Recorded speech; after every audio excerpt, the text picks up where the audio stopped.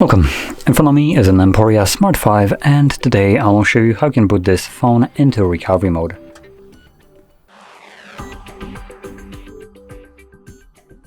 Now to get started, simply hold the power key, select power off, and once the phone turns off, hold the power key and volume up at the same time.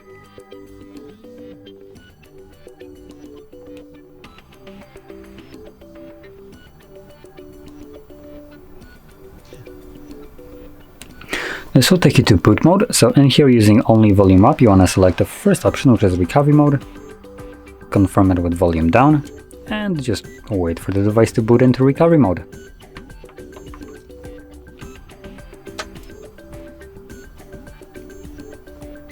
And there we go. Now quickly going over the options that we have access to, we have reboot system now, which takes us back to Android. We have reboot to bootloader, which will take us back to previous step, enter fast boot mode.